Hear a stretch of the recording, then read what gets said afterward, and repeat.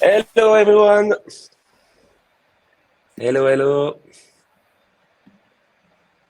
Up. We are waiting a little bit, 1 or 2 minutes to start the event. Tu, tu, tu. Up.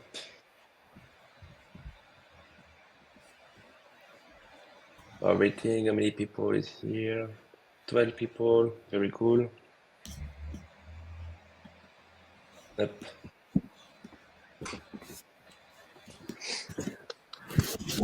I hope everything is okay for everyone. You are ready for this amazing masterclass. Well, we can start, I think. So, hello everyone. Thank you. Thank you so much. Thank you, Agnès, to be here and to speak about the storytelling for startups, which is, I think, very important for them to, because I think is very, very important, very cool. And hello, everyone. Hello, Victor. Hello, Philippe, Arabella. Excited? Yes, we are also excited. So thank you. Just to speak a little bit about a few settings for you startups. If you want to chat, so you have the chat tab on the right tab. If you want to ask some questions about the presentation, or I don't know, a question, you have the question tab just next to the chat tab. So it can be very useful, and yes, and us will answer at the end of the presentation. What can I say? I don't know. I think how much people? Okay, we're 18. Very, very cool. So Agnès, how are you?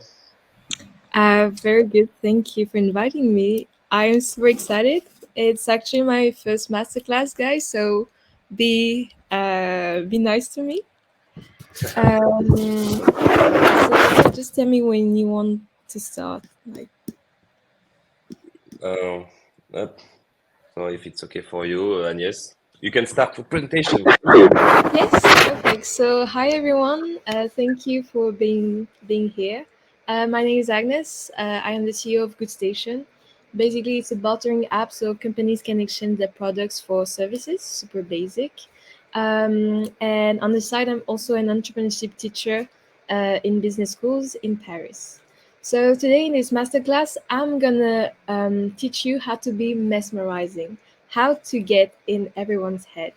So you can use the tips in the professional world, of course, but you can also use it at a friend's party, on a date. Also, it's up to you. I don't know if you can put your camera on. Mm, but what I'm gonna do is like, please put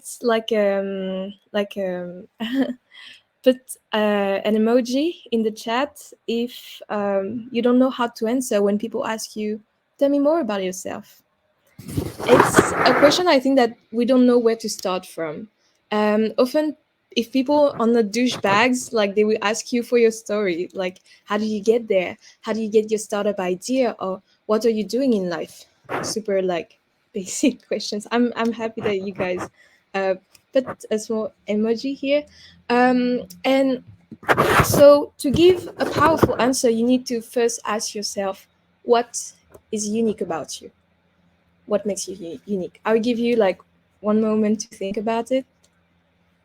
um, and I will give you some examples, like maybe you're from a background that has nothing to do with what you're doing right now. Maybe you have origins that would have make it difficult for you to be there, like maybe you're from a poor background, you're a foreigner in your country, or maybe you have a chronic disease, can be like any kind of hardship, or maybe you did something incredible, like you have an incredible achievement. Maybe you were mining bitcoin at 14, I don't know, but those are examples. So when you think about what makes you unique, you have to think about what is paradoxal about you.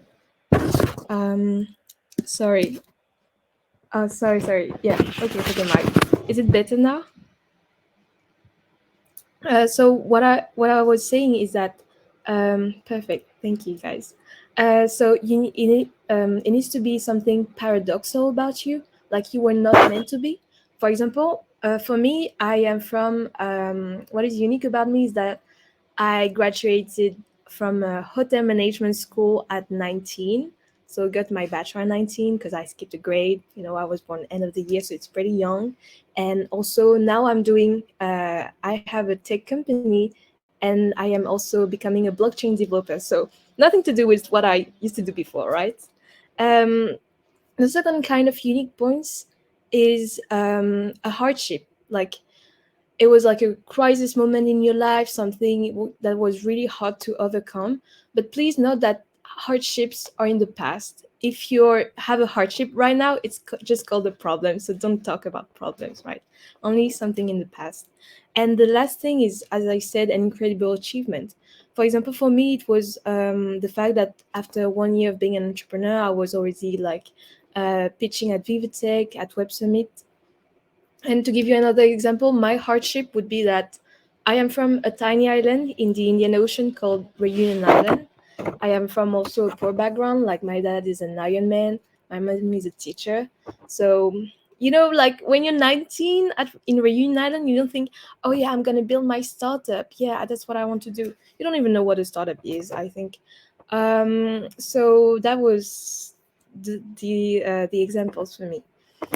So I don't know. Does anyone want to tell, like, to share what is unique about yourself in the chat?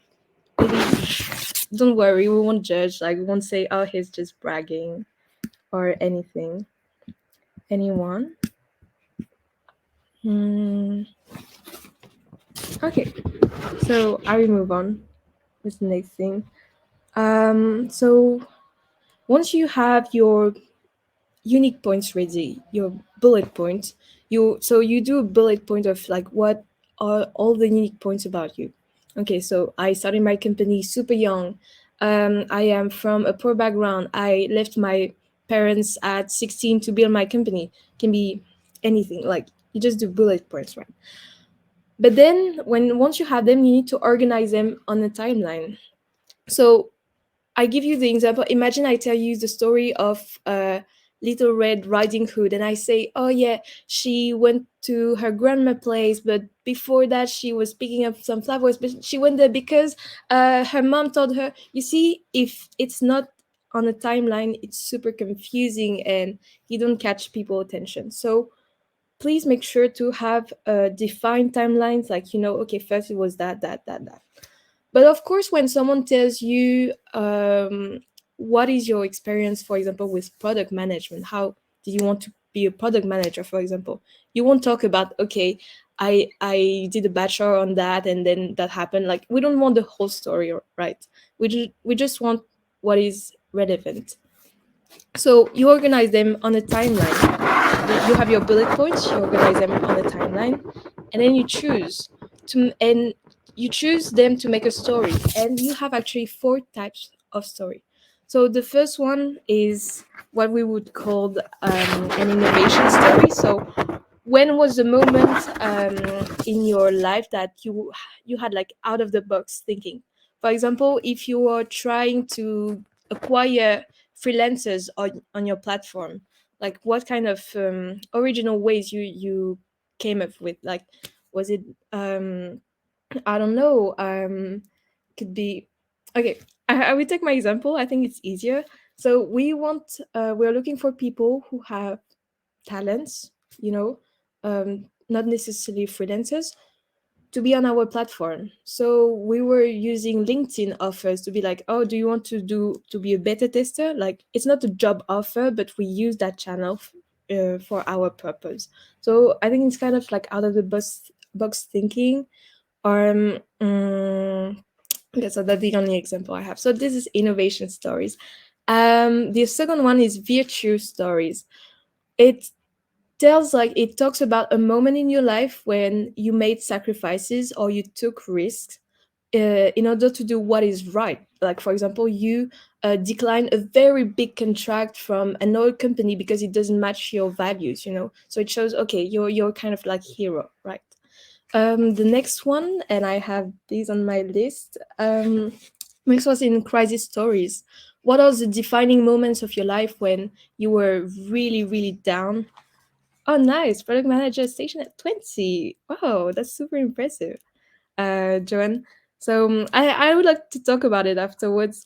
So sorry, the third one is crisis stories. Like, what are the defining moments in your life that really changed your mindset or taught you a lesson? Like, for me, it would be that I started my very first business at 19 during COVID because I couldn't find a job and I was waiting for my master program to answer me. And I opened a kind of like secondhand online shop in Reunion Island because everyone was saying, yeah, we want a secondhand platform, blah, blah, blah. And I did no market study, no interviews. And I was like, okay, I'm going to do what people want me to do. So I opened that 3 months in, was super hard, closed it. And because, psychologically, my mom would be like, every day she'd be like, oh, did you get some new orders? I was like, no, mom. Did you get some new orders? No, mom. And so it really was hard on my on my psyche. And so the lesson from that is that I won't like launch a business without doing market study or interviews, at least 20 interviews, I think. So these were crisis stories, right? And the fourth one is what do we call impact stories. It's like how your work is connected to the value you create in the world. Like, you just connect uh, your work with people you helped, with like businesses you helped to develop. Like, okay, I'm doing that, and the impact of that is like the story of that person. Like, I can give you more explanation or examples during the Q&A session. um, so you have to make it natural. So I'm talking about a lot about theory, like, yeah, impact stories, innovation stories. But of course, when you're talking to people, you don't think about, okay, I have a plan in my head. I should say that first, say that after, etc. So you have to make it natural and you have to play in your spontaneity. It's not faking authenticity, but almost, like I like to make it fun because I mean, I like to make it fun, but the point is that you have to um, make a reaction out of the person you're talking with. Like, they either it's like a laugh, a laughter, a tear, a smile. Like, you want people to feel emotions, right? Like, whatever it is, can be a tear also. Um, and but I like to make it fun personally. So I have for each of my so in my timeline, I with all my bullet points, I try to have pre-built sentences for almost each bullet point. But of course, like, yeah, I mean, it's as if you're doing a stand-up, right? Like, you're going to stand up. It feels like a mix between just chatting, improvising, but of course the comedian has like their show already built with all the punchlines, right? So you're a comedian talking to people, and you have to have pre-built sentences. So for example, when I left my island to come to Paris, I was like, dad, mom, I'm going to Paris to find a CTO. And of course they wouldn't know what a CTO is. So they were like, okay, whatever. So they, whatever, just go. They would give me 6 months either to find a master program, a job, an incubator, or a rich man. So of course that sentence is yes, it's like you're a comedian, you're doing stand-up. So you are you have this pre-built sentence. So if you're part of my team or one of my friend, the sentence on that presentation, you would hear that at least like 4 or 5 times a month. Like, it's and it feels natural every first time. People would laugh, it would stick to their mind. They would remind me about that sentence, like, like 2 months after that, like, oh, remember the time when you said that. And but it's not natural because I have it already in my mind. It's already built, right? It's not something I come up with like on the moment. But you have to say that in a natural way. Like, yeah, I gave you the example. Yeah, like, actually I came in Paris, but my parents gave me 6 months either to find like a job, a master's, an incubator, or a rich man. You see, it's like all in the intonation and all in the how you say it. So that and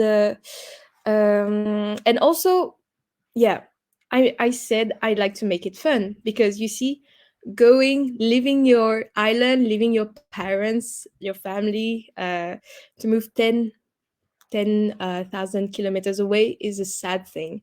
But when I turn it into a joke, it's really like people wouldn't be sad. Like if I just said, yeah, I left my family and left my whole family to be the startup overseas, it sounds sad, right? But if I say my parents give me 6 months, when I talk about the rich man, it makes everything way less tragic.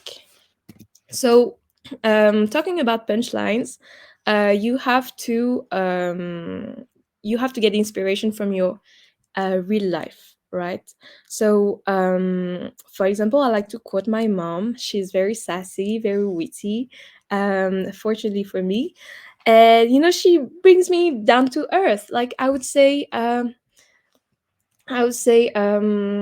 yes, mom. So I was on the radio. Yeah, was 5 minutes. She'll be like, 5 minutes. It's like as if you're, the actors in the background. And so I'm like, okay, it hurts, but whatever. And so I would use that when I want to tell people I was on the national radio, but then I don't want to brag. So I would use my mom quote. I would be like, yeah, I was on the national radio, but as my mom say, 5 minutes is just like being an actor in the background. So you see, it I what like fun kind of like brings you to something more moderate. Like if you're like telling a sad story, fun makes it less sad. If you're kind of bragging, but you add like you roast yourself, and at the same time it brings it to something more acceptable and like fun. We're having a good time. I'm bragging, but we are having a good time at the same time. um so yeah. So quotes, think about the quotes you had in your real life when people roasted you. What people say that makes you laugh, you should write it down and maybe use that in a presentation or in a networking event. That's always a good thing. And it's free. It's like free inspiration. You don't even have to look for it, right? You just have to know that. Also, what I like to do, maybe you notice, is that I like to impersonate the character I am who's talking. Like, you see, I would be I mean, like, yeah, and then she said, "Oh, maybe you should." You see, like you're impersonating, and it makes everything way more lively.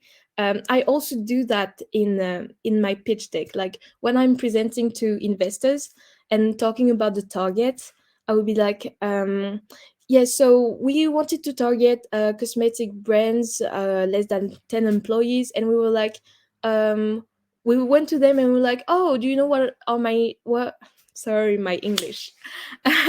We would see them and sorry, I do that again. So we were targeting cosmetic brands less than 10 employees, and we were like, "Oh, what are your needs?" And then they would answer blah blah blah blah blah. And so we were like, "Oh, what kind of people has those talents or have those skills?" And then you see, so you're trying to make it lively, like try to, as in, a stand-up, again, a stand-up comedy, like just bringing people that don't exist into your pitch. It works. And I actually got the feedback that, like, when you're doing a pitch contest, basically you have like 10 people pitching. It's always like super scholar, I would say, academic presentation. Maybe it's a bit boring for investors. So when you get that, like punchlines to specialize this energy and lively energy, it makes the whole thing like different, right? um all right, so next is yeah, I think a big part of storytelling is talking about your shortcomings and failures, but with levity. What does it mean? Just as I said for the sad story, I left my island, I left my family. but I add levity to it, so it's not like, oh please please, it's not like, oh yeah, I'm so sad, like I left my family, please give me some money, it's like, you have to make it fun, right? So I don't like those LinkedIn posts where they would praise themselves and be like, oh yeah, I had this hardship, but then I overcame it, I did my best, I worked super hard. I'm like, boring. um so yeah, take your shortcomings and your failures and just turn it into something fun, right? But that means those shortcomings and failures have to be processed. Like, you cannot talk, it's just like a breakup, right? If you talk about a breakup that is happening right now, you will have like really not relevant, we talk in like not relevant terms, it would be confused, it would be super chaotic. Whereas if you talk about something you've already processed, and it's in the past, you see that from a distance, it's easier to turn it into something fun and like interesting. um so yeah, only talk about things you've already processed when doing storytelling, because as I said, we're talking about hardships and not problems. So the first, so yeah, I gave you the example of me, um, like launching my first business at 19 about secondhand clothing. Didn't work, and I can talk about it because I am now in a better position. Like, I have another company. I am an entrepreneurship teacher doing blockchain development, blah blah blah. Um, so now I can talk about it, but if I had to do a story about it, like maybe let's say 1 year ago, 1 year and a half ago, I would have tears in my eyes, literally. So not fun, right? Yes. So talking about fun, I talk about it a lot, but you have to know what is your type of humor. So there are four types of humor. All right, you can find those in a book called Humor Seriously that I'm gonna type in the comment because my accent is not that good. Um, so this book talks about the four types of humor that people can have. So the first one is like, you're a magnet. It's someone charismatic, someone who's doing puns, like you'd say the American type of humor, like the charismatic guy who's working in finance, having like the whole mysterious slash fun guy, um so that is the magnets. The second one is a sweetheart. So the sweetheart is more like, um you're doing something childish. It's like, oh, when you see babies, they don't say anything super relevant, but it's fun. It's, I mean, you would watch it, you would listen to it, on TikToks, Instagram, whatever. So being a sweetheart, the sweetheart heart is someone who seems naive but is not, but who they would behave in a naive way. So this is a sweetheart. Third one is the stand up. So stand up is like you're saying a truth, but with a lot of levity. Like, you don't mind about, like, hurting a few people, poking at a few people, if you can make the whole, sorry, my voice is breaking, the whole the whole room laughing. All right, so it's like, a thing about humor is that it has to hold some truth inside it. It's just like, does that truth hurt people? Does that not hurt people? It's like a component of humor. It's funny because the book is talking about the anatomy of humor. It's really interesting. Like, we get it. It's super interesting. Um, but like the stand up is like, you are saying a truth that can hurt some people, but it's not aimed to that. But saying a truth in a fun way. Well, and the fourth one is a sniper. So the sniper is a very sarcastic person whose humor is aimed at hurting people, but like in a in a sarcastic way, in an absurd way, like they don't care if they would hurt people. It's almost the aim of it. It's like you make fun of someone, everyone's love, but then you're like, no, I don't really think it. I didn't believe what I said, whatever. So, okay, so you have the four types of humor. I don't know if you can relate to some of those. Oftentimes we have a bit of each, I think, but there's always one that, that is more, that is the main one, I would say. For me, I think it's like the stand up one, because I can be like ironic, but I don't want to hurt people's feelings either. All right. So next are oh, is it not working? My 5 tips to not be boring. I think it's a bit obvious. I think it's hard to give 5 super innovative tips. Um, but my first one is have unique couplings. I don't know if you know about unique couplings, but it's basically when you have two interests that really seem quite opposite. Like for example, if I am, let's say, I love knitting, but I also love MMA. It's like, how come? Like, how come you are fighting, you love fighting, but at the same time you love knitting, like a grandma? Like, it's like, oh, it's quite unique about you. But it could be also that you are super bossy at work, but when you're out of work, you're the sweetest person in the world. Like you're a people. You can be like bossy, for example, being bossy, but also a people pleaser. It's like, how come? It's super mysterious somehow. It's like it's fascinate people. So, for example, me, I am doing chess boxing, and chess boxing is like it's a unique coupling itself. So I would type in the comment chess boxing. So basically it's like 3 minutes we play chess, 3 minutes of boxing, 3 minutes playing chess, etc. And that's a unique coupling, because you wouldn't think, oh yeah, that boxer is super good at chess and that chess player is super good at boxing. It's like, so every time I talk about it, people are super fascinated. um so that's the first thing, is unique couplings.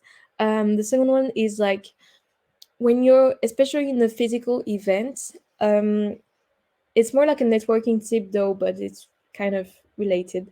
You have to talk about a lot of subject. Like, you try to like talk as about as many points as you can, until you see what is making that person click. Maybe you would talk about something about like work, relationship, family, what, like food, whatever, but you try to talk a bit about everything, and you see what that person likes the most. You would see their eyes, like, oh, when you talk about, I don't know, sports, they would, like, be more interested in the topic. And so then what is their personality, what they put the stress on. So that. The third one is like, never say, oh, I have something so funny to tell you, because the expectations then gets like so high that whatever you say afterwards is gonna be less interesting, sorry. So don't say, oh, I have something so interesting to tell you, or, oh, I have a fun story to tell you, you will love for sure. Doesn't work, never do that. um and the fourth one is, do not, as I said about the LinkedIn post, do not praise yourself about what you've accomplished. At least not with humor. At least not without humor. Sorry. Like, you see those, like, I call that crying, like, in French we would say wah wah, like a baby crying LinkedIn post. It's like when people just say, oh, I had this hardship, but then I thought to myself, I had this aha moment when blah blah blah, and that's when I got myself together, my shit together, and that's when I started to hustle, blah blah blah blah blah. Well, it's like, praise should never come from you. even if you acknowledge that you're a strong person, you are resilient, blah blah blah, don't say it. Just don't let people say that about you, but never yourself, right? It seems obvious, but I mean, if I see that on LinkedIn, it means that it's not that obvious, though. Even because also, if you're talking one to one to someone, it's like, if I say, oh yeah, yeah, I was super resilient in that. In what kind of position are you now? You have to acknowledge and say, yeah, you were resilient. Congrats. I mean, it creates like an awkward moment when maybe the person doesn't want to acknowledge you, or maybe they, like you don't know how to react to someone praising themselves. You're like, oh yeah, yeah, you're so resilient, yeah, and it creates like not a good, it's like it's not good for the relationship. um the fifth one is give your story, but only when people ask for it. Like, you see what, sorry, Siri got activated. What I love is when my mentors, they were like 15 years in JP Morgan, like one is the president, former president of SAP in Europe, and they don't talk about themselves if I don't ask, you see. And so if you see the mentor, like, if you don't, if you talk about yourself when no one asks for it, it feels like you're trying to prove something, you're trying to prove your value. But if you don't talk about it, you don't feel the need to talk about yourself, it means that you know your value, and if you know your value, there's a value. So just try, maybe you can give some hint so the conversation is not like you talking a lot like I'm doing right now and the other person not talking. So maybe you can give some hint, but if the person don't want to dig deeper, then like you don't give information to people who don't want that information. All right.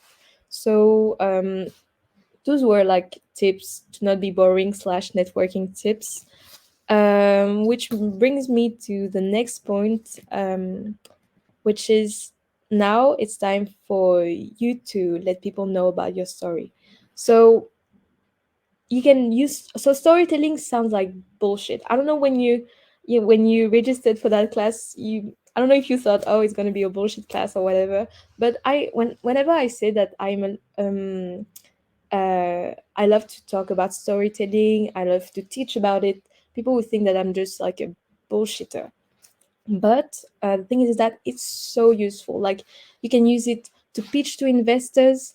So I have, for example, I have this story that, um, when they ask me, "Oh, how did you get the idea?" I'm like, "Yeah, because my dad is an Iron Man, and one day he came back with a crate of mangoes, and I was like, Dad, how do you get this?"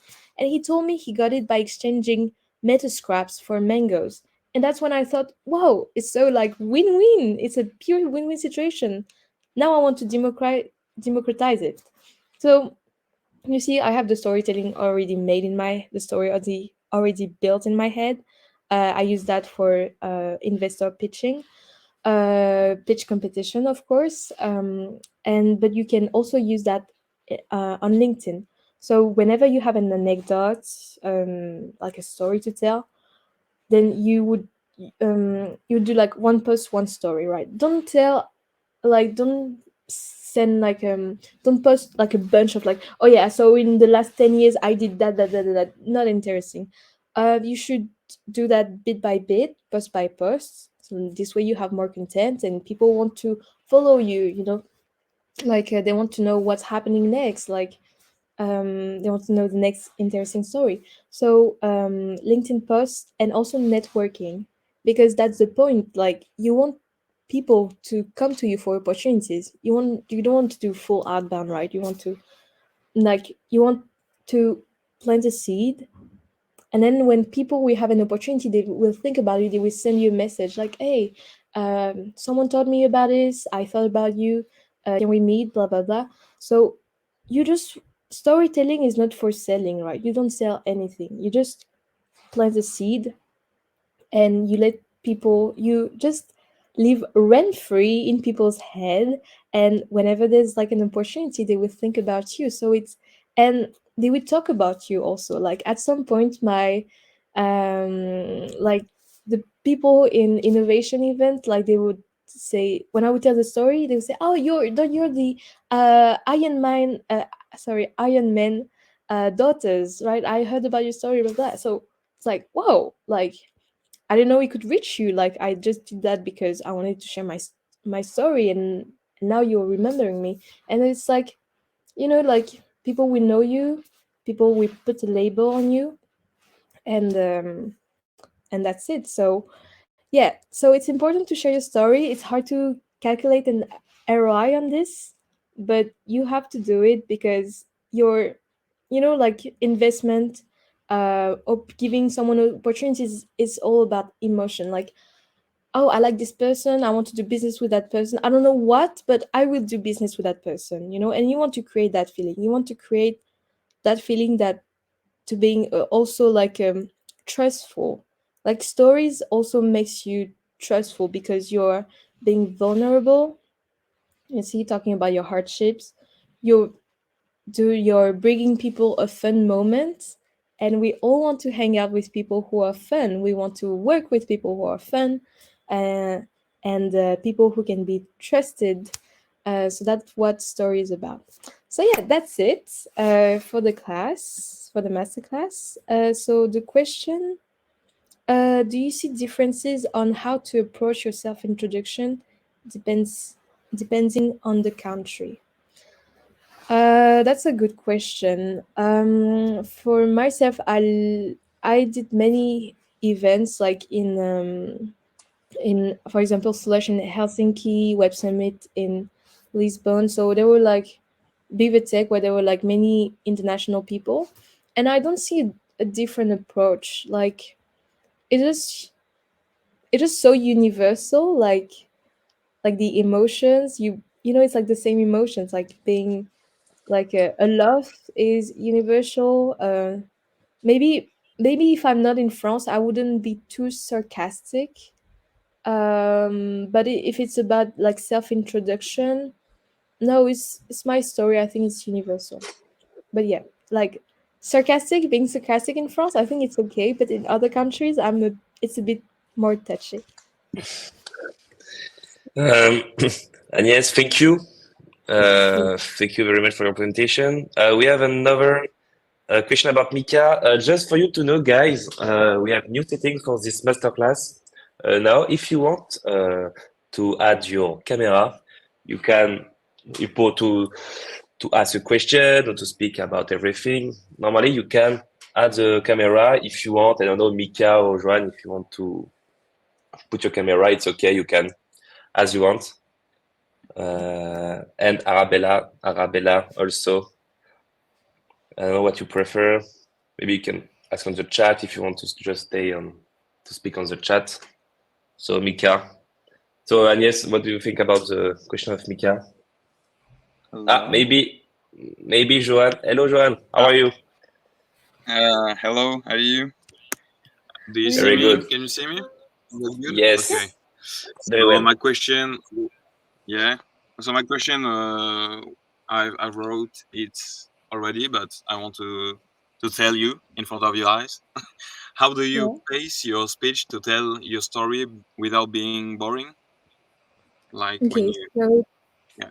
it's a good question. Good question. Depends on the context. So if you're doing pitch presentation, so in front of like, I don't know, 100 people, or just in front of investors, then you have to have a slow pace, like not too slow because you have maybe 5 minutes to present your whole business, but something with a lot of poise and poses, like you're on the stage taking the microphone, like 2 seconds to look at the, just like TED Talk, 2 seconds to look at the room, and then you're like, um, you're asking a question. What makes you unique?